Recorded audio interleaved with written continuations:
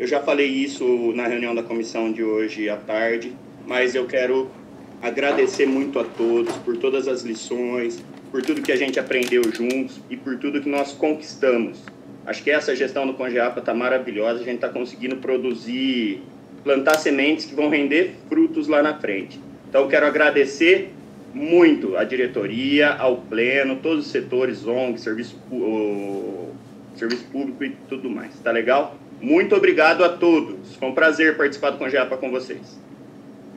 Valeu, boa sorte para você. Obrigado. Então, né, voltando aqui à nossa ata, eu queria, então, apresentar o Fábio Ávila, né, que ele vai fazer uma apresentação para a gente de uma proposta, de uma publicação aqui para a nossa área de proteção ambiental. E seja bem-vindo, Fábio. Obrigado. Tá? Então, com você a apresentação.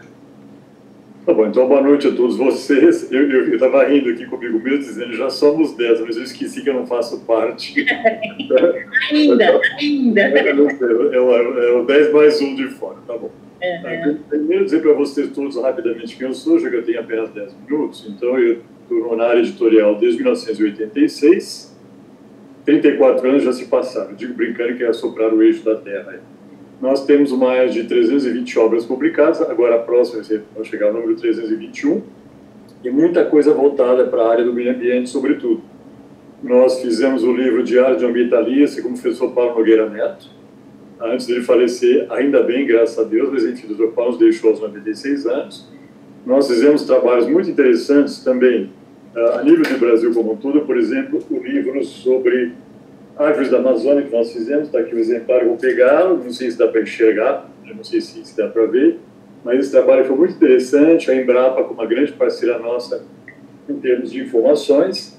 Sobre o estado de São Paulo, nós lançamos um livro sobre as RPPNs do estado de São Paulo, que são 93, o ano passado, e eu, como fotógrafo, palestrei em 54 municípios, e tivemos, inclusive, em Campinas também, tivemos em várias localidades, e com o auxílio da Secretaria de Educação. A gente fez tudo isso com as diretorias de ensino, né? E também que houve simpatia da ex-primeira-dama, que era professora, e falou, nossa, vou auxiliá-lo sim. Eu digo brincando que ela não convidava, ela convocava. Foi muito bom. Fora de São Paulo, a gente fez vários trabalhos também. Aqui é um livro sobre parques e bosques urbanos de Curitiba. Foi muito interessante que a gente fez, e a gente vai estar estamos envolvidos agora na questão do Parque Augusta, em São Paulo. Depois de 16 anos de luta, sai, graças a Deus, um pequeno pulmão verde no centro de São Paulo.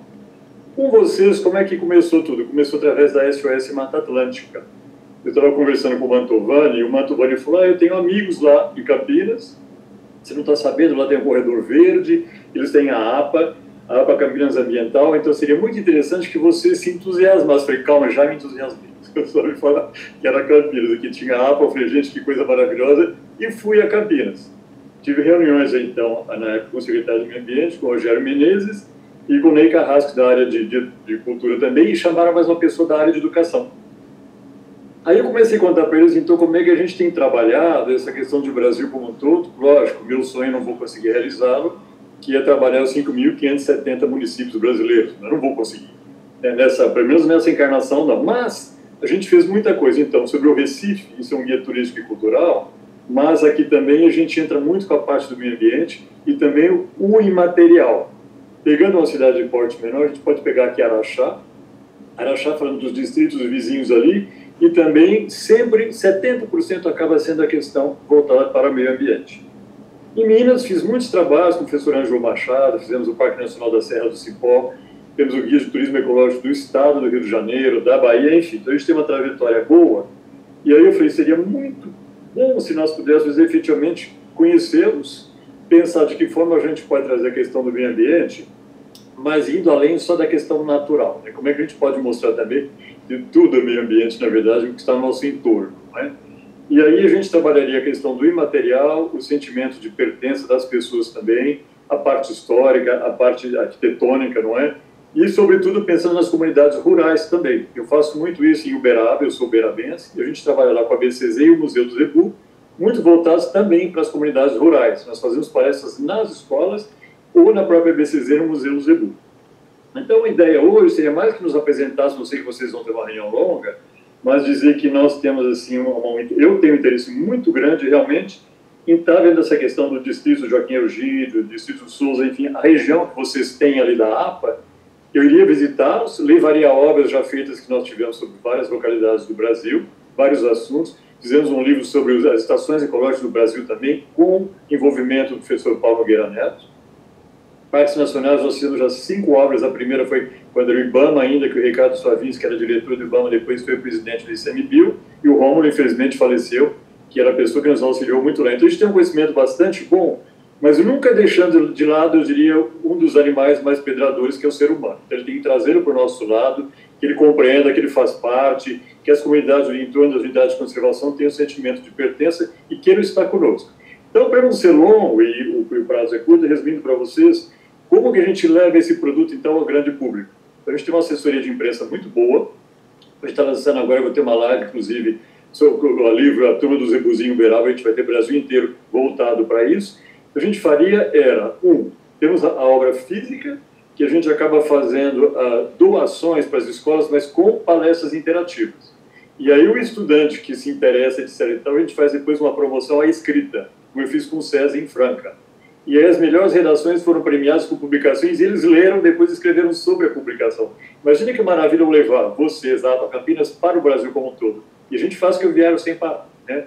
Segundo, trazer para dentro da publicação a comunidade. Eu acho que vamos ver quem escreve bem, quem fotografa, quem tem dicas para nos passar, qual é o ciclista que tem os seus cantinhos, que ele saiba ir para lá e para cá. Enfim, fazer depois tudo isso pronto, chegando à conclusão de que vale a pena com vocês, ter uma versão para o idioma espanhol, que eu acho que é importante que as pessoas descubram, né, que tem uma questão turística, ecoturística muito importante, e para o idioma inglês, que é um passaporte, para o mandatário que vocês vierem a ter no futuro e para os demais mandatários também.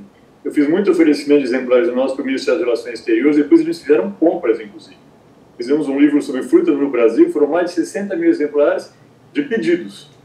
Então eu não ficava mendigando pela cultura, porque eu digo que minha missão é mendicância cultural, né? Mas então ali não, ali veio efetivamente como negócio. Brasília, nós fizemos também um trabalho sobre Brasília, só que antes de eu falar de Brasília, eu tinha que falar do Cerrado. Então as pessoas muito surpresas inicialmente, nossa, mas você está me mostrando aqui as espécies endêmicas do Cerrado. Eu falei, é isso, Brasília foi lá para o Brasil Central e depois veio essa questão toda, né, de você transferir a capital federal.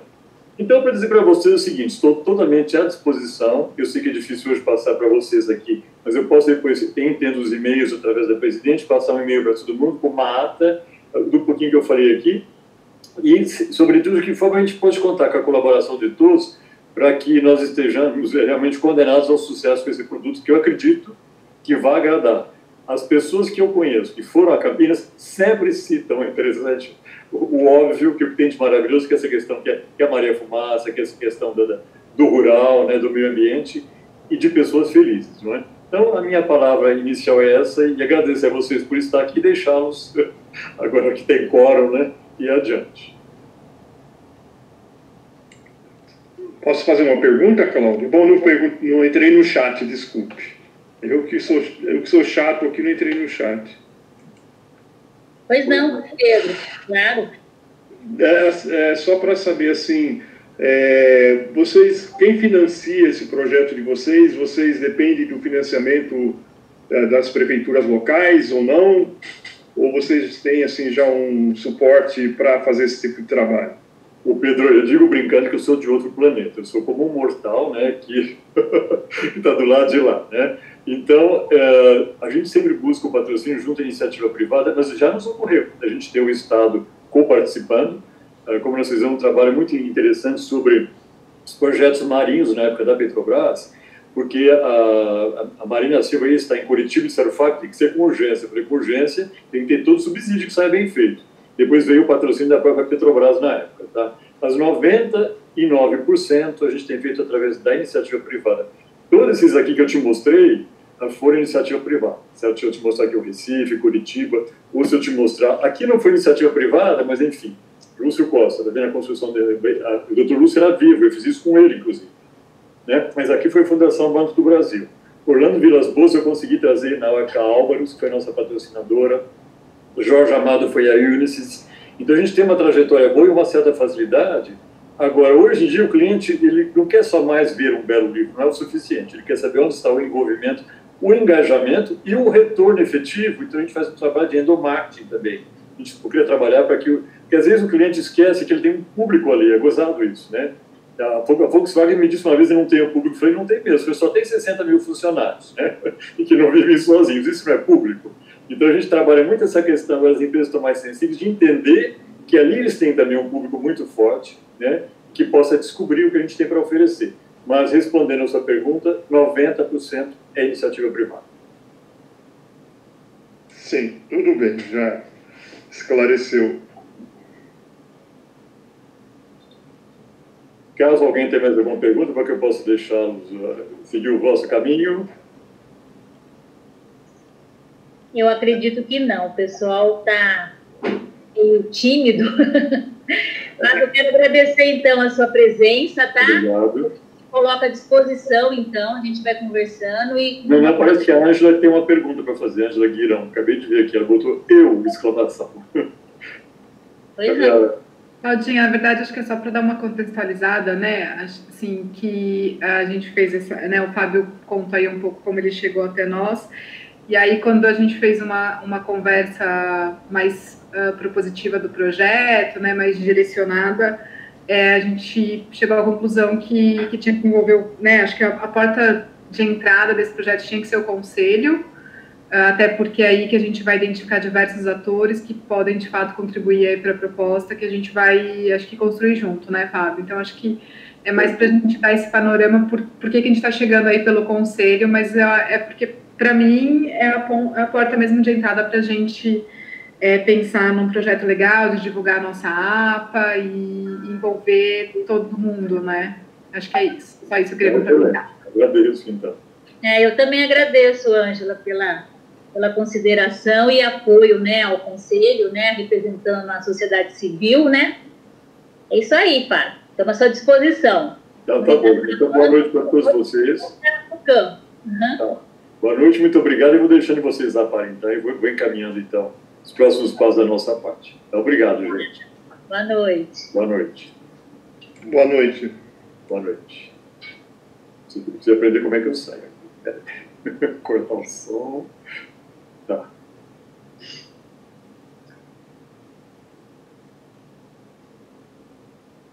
Carlos?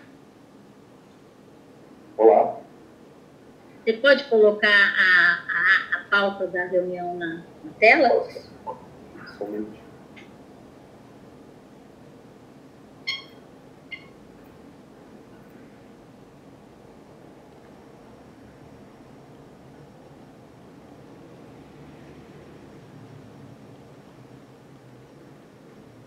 Apareceu? Apareceu. Tem como colocar a tela cheia ou não?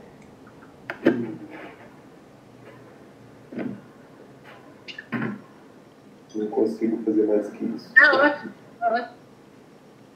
Bem, então, na sequência, vamos para a votação das atas, né? Foi encaminhadas por e-mail a reunião ordinária de 18 de fevereiro de 2020, que foi a última, né, presencial nossa, e essa última que a gente fez virtual, que foi dia 30 de junho, né? Então, vamos colocar em votação uma de cada vez, as duas? Pode ser uma de cada vez. Então, a reunião de fevereiro, né? Se alguém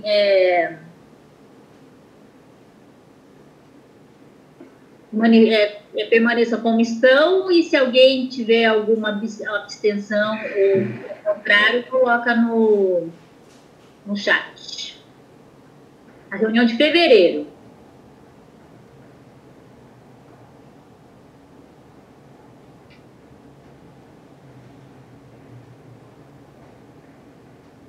Vou pedir para o pessoal que está acompanhando aí da Secretaria do Verde, a parte técnica, eu não estou acompanhando o chat nesse momento porque eu estou compartilhando a tela. Se alguém se manifestar aí, me avisem, por favor.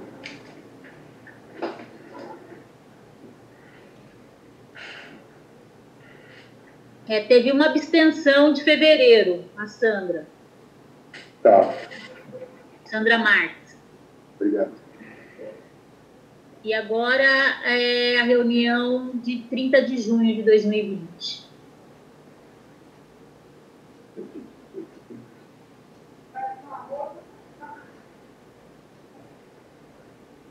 O Daniel se absteve. A Sandra. O Daniel foi em fevereiro, que a abstenção do Daniel é em fevereiro. Tá? Não a de junho. De junho ele participou. A Sandra se absteve nas duas.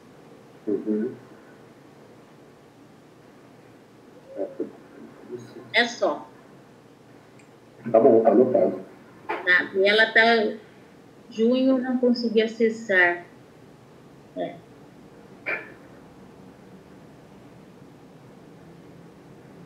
Não veio o link no e-mail. Daniel? Isso, no e-mail, quando você clica no link da de fevereiro, ele abre um Google Docs. E na de junho não tem nenhum link associado, eu não consegui acessar. Estranho, hein?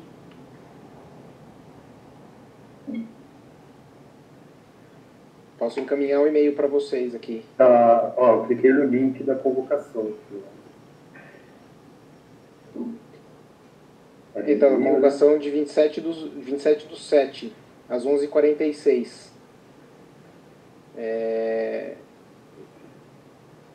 Tem o link no 18 do 2, mas não tem o link no 30 do 6. Não sei se foi algum problema no envio de e-mail, enfim. Entendi. Esse é de hoje você recebeu, né? Não entendi a pergunta, Cláudia. Né? O e-mail da convocação da reunião de hoje, que foi a semana passada, o link foi, você conseguiu.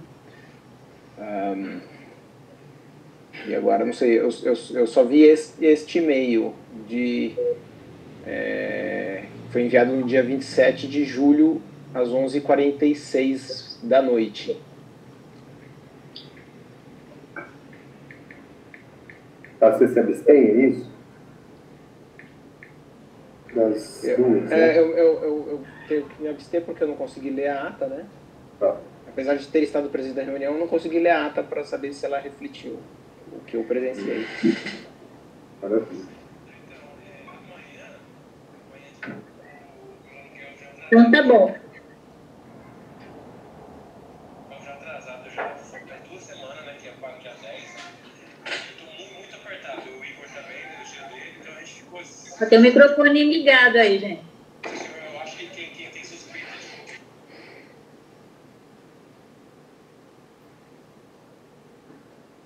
Então tá bom, agora então vamos para o próximo item da... A presidente, a Sandra está perguntando no chat se alguém teve mais esse problema do link.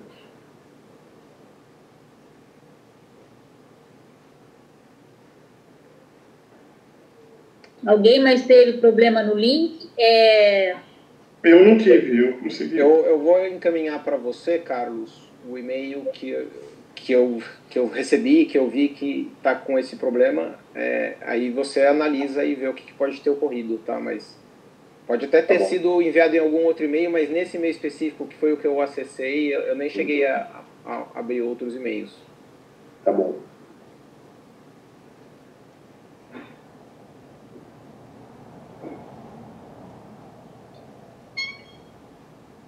Podemos seguir, Cláudia? Vamos seguir. Então, vamos lá. Formação de comissão eleitoral. Processo eleitoral biênio 2020-2022. Isso.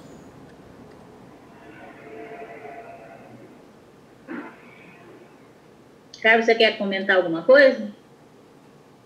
A renovação do conselho, né? Eu lembro que nesse mandato aqui que está em vigor, a gente começou um processo longo aí, né? O edital tem que ser publicado com 90 dias de antecedência. E devido à pandemia, a gente está um pouco atrasado por esse cronograma aí, né? Então a gente precisa eleger uma comissão eleitoral para a gente começar a formatar o edital e a submeter à aprovação do pleno em próxima reunião e assim começar o processo das entidades, as inscrições das entidades e tudo mais. Eu escrevi no chat para fazer uma proposta. Tá. Posso falar? Pode falar, Sandra, melhor. A proposta é que, devido à pandemia, como o Carlos falou, que a gente adiasse as eleições para dezembro ou janeiro, para protelar nessa condição de a gente não ter, assim, condições de articular com as pessoas, ver o segundo e o terceiro setor. Então, a minha proposta é que essa nova eleição seja em janeiro, como a prefeitura adiou também as eleições de prefeitura e coisa e tal, que a gente também adie para janeiro. E aí a gente começa a comissão em outubro, ou acho que setembro. Acho que não são os 90, são 120 dias, Carlos, que a gente tem que preparar a comissão para começar. Então, em setembro, a gente começaria a comissão para que fizesse as eleições em janeiro, que eu acredito que a gente tenha mais condições de saber sobre, quer dizer, saber sobre essa condição da pandemia, né? É uma proposta, presidente, tem que submeter à votação. Eu acho que é interessante. Eu acho que poderíamos colocar em votação, sim. Eu sei, assim, que o que eu me recordo do último processo eleitoral que a gente fez, ele é bem longo. Né? Começado o prazo do edital, que ele tem que ser publicado com 90 dias de antecedência. Sim. Então, sim, acho que Carlos, teria esse tempo de organização. Justamente isso, porque são 120 dias anterior às eleições, depois tem 90, tem uma contagem regressiva, mas ela começa com 4 meses antes. Por isso que acredito que a gente tenha que se organizar melhor para começar essa comissão. E, então, eu gostaria de colocar em votação essa proposta para que as eleições fossem em janeiro, para a gente ter comissão, ter condições de, em setembro, talvez, começar essa proposta. Tem inscritos para falar. Sim, André. Posso já falar? Oi, sim. Bom, boa noite a todos novamente. Em relação a adiar as eleições, eu concordo com a Sandra, a gente está num momento complicado de pandemia, com adversidades, enfim, né? E realmente as eleições municipais foram postergadas por conta dessa pandemia, por conta da segurança das pessoas e tudo mais. Ocorre que a minha preocupação é de ordem institucional, né? Para a gente adiar uma eleição, a gente precisa mudar a norma que regula essa periodicidade. Por exemplo, as eleições municipais, elas só foram postergadas porque houve uma emenda constitucional que permitiu isso, foi veiculada através de uma norma. Então, é só essa questão legal que é uma preocupação bem complicada, porque o CONJAP, ele vota, ele tem deliberações, enfim, né? E a minha preocupação é com a legitimidade, né? Muitos podem questionar a questão formal. Sobre a questão material, eu acho que a Sandra, né, tem toda a razão de garantir a estabilidade do Conselho durante esse momento de pandemia. Mas o meu questionamento, a minha preocupação é de ordem formal. Teria como a gente ver se isso daí é possível, Andréia, lá no jurídico? Bom, aí a gente tem que alterar a norma. Ô, Carlos, dá uma confirmada comigo, as eleições estão na lei ou estão no decreto? Porque decreto é algo mais rápido, né? A gente propõe para o Poder Executivo e encaminha. Eu acho que posso ter uma palavra? Porque... Tem a sequência. A gente já teve problemas. Quer dizer, essa eleição. Quer a sequência? Uma questão de ordem aqui, presidente, que a próxima palavra é do Daniel. Tá, Carlos, por favor, assume aí a sequência aí. Pode falar. Daniel. Posso falar? Olá. Eu tenho basicamente a mesma preocupação da Andrea, que é o risco da gente criar uma situação, né, em que na prática nós continuamos como conselho de fato, mas os nossos atos podem perder a validade e podem ser questionados, né?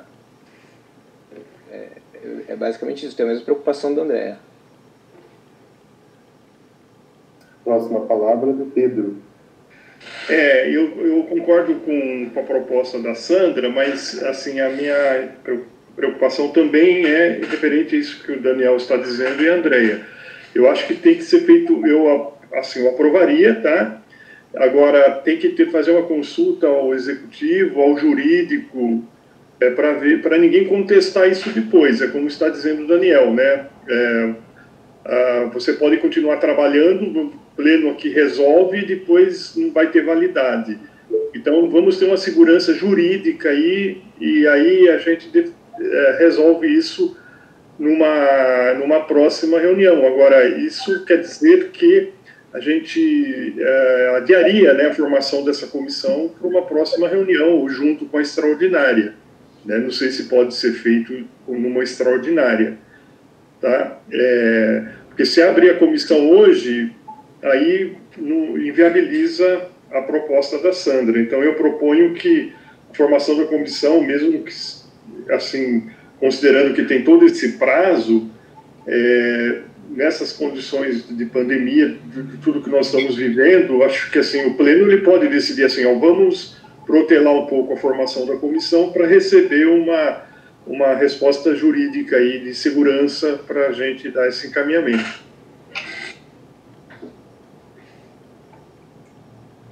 A próxima palavra é da Sandra Marques.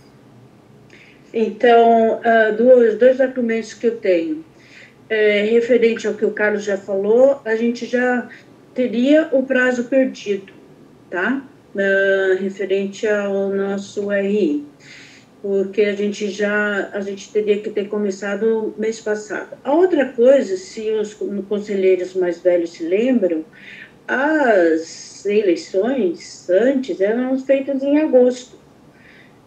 Ela só foi para outubro e não teve nenhum problema jurídico, porque teve um problema, eu acho que em maio, de a gente não ter a GO, por ter um problema, eu acho que de condições naturais que aconteceu e as pessoas não conseguiram chegar em Joaquim Egídio.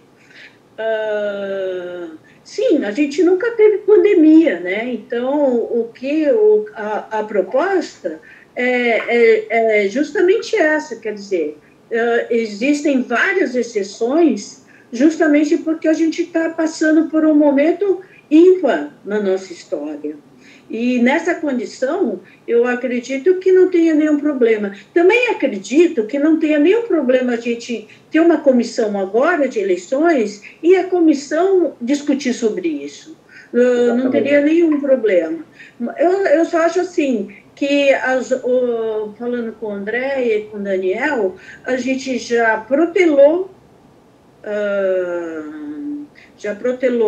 as eleições uma vez, por isso que ela está começando, ela está em outubro e não em agosto, como ela sempre foi, e não teve problema nenhum. Por quê? Porque existem exceções para isso, né?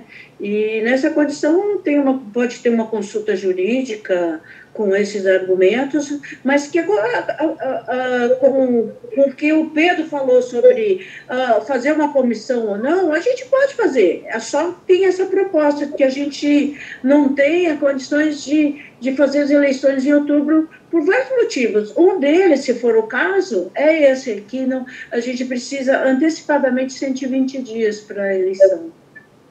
Se a gente for colocar isso juridicamente.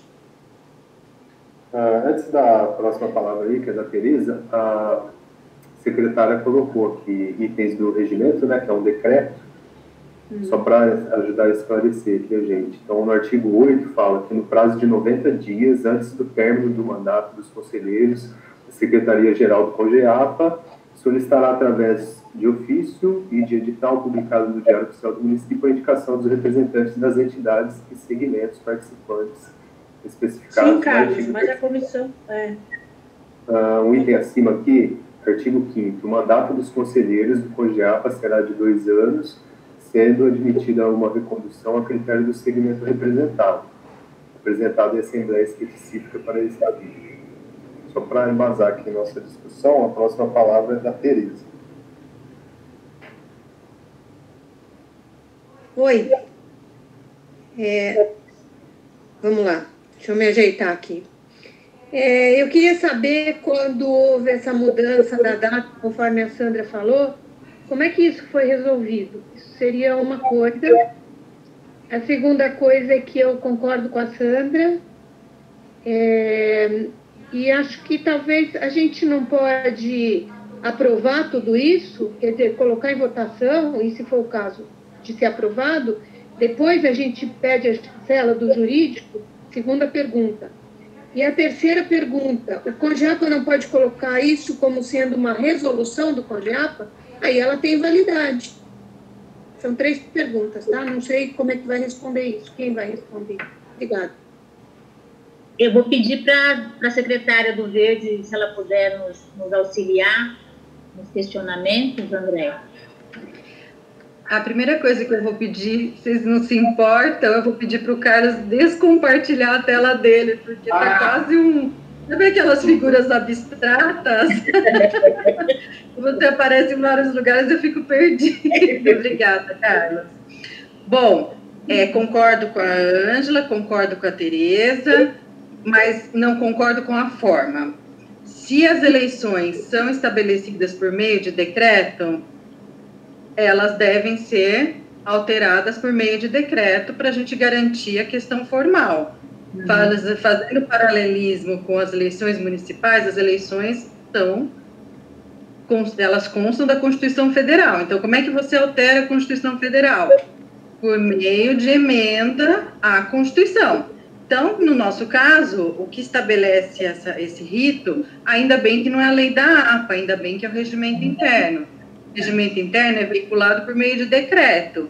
Então, a gente faz uma proposta de artigo para o decreto. Eu imagino que não tem problema nenhum, a gente fundamenta, diz que estamos num período de adaptação e tudo mais, né?